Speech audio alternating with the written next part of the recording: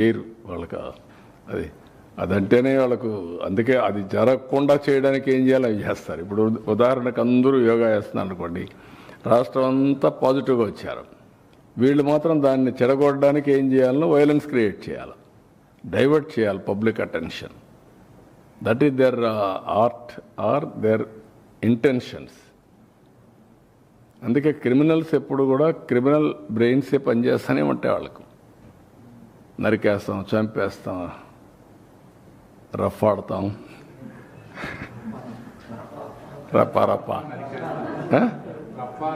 రఫా నరికేస్తాం, లేదంటే గంగ జాతరలో బలి ఇచ్చేస్తాం. ఒక గంగమ్మ జాతర కాదు, గంగమ్మ ఎవ్రీవేర్ ఉంటుంది, తిరుపతే కాదు. ఆ గంగమ్మ జాతరలో పొట్టేళ్ళు నరకడం అలవాటు. ఏ ఊరికి ఆ ఊరు ఇది ఇస్తారు, బలిస్తారు, పశువులు బలిస్తూ ఉంటారు. అది ఇప్పుడు మాట్లాడే పరిస్థితి. ఊర్లో గ్రామదేవతలు కూడా ఇచ్చేవాళ్ళు ఒకప్పుడు. ఒక ఊర్లో గ్రామదేవత ఉంటే శక్తిని బట్టి ఒక పొట్టేల్ని బలిచ్చేవాళ్ళు. అప్పుడు అది పెద్ద ఫంక్షన్ చేసేవాళ్ళు ఊర్లలో.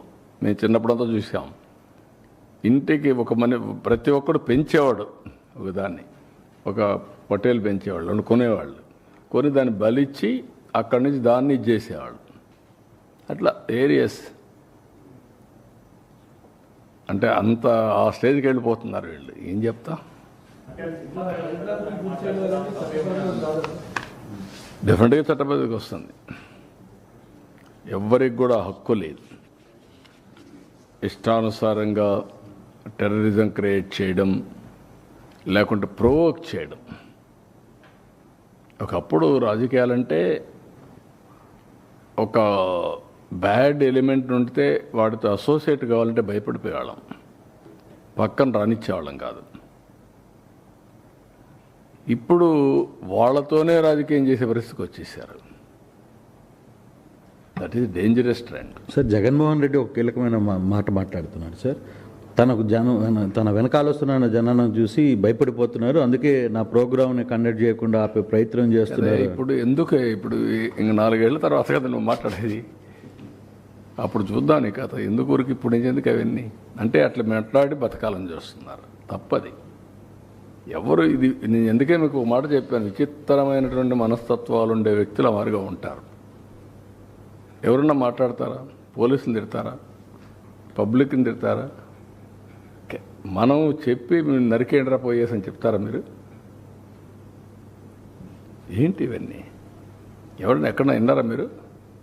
ఎప్పుడన్నా చూసారా ఈ పోకడు ఈ రాష్ట్రంలో? ఈ రాష్ట్రంలో దేశంలో ఏ రాజకీయ నాయకుడైనా, ఏ రాజకీయ పార్టీ అయినా ఇలాంటి ఒరవడు ఉందా?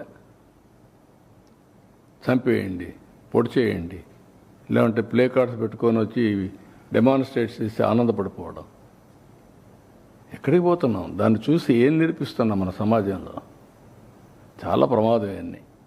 ఎమ్మెల్యేలందరినీ ఇళ్ళకి వెళ్ళమంటున్నారు ఏడాది పాలన సందర్భంగా. ఈ సందర్భంగా వచ్చినటువంటి నేతల్ని చంద్రబాబు గారి మేనిఫెస్టోని గుర్తు చేసుకున్నామని చెప్పేసి మొత్తం నేను ఆయన కూడా గుర్తు చేసుకొనే ప్రజలు చేశారు. అది మర్చిపోతే ఎట్లా? ఎందుకు ఇచ్చారు 11 సీట్లు?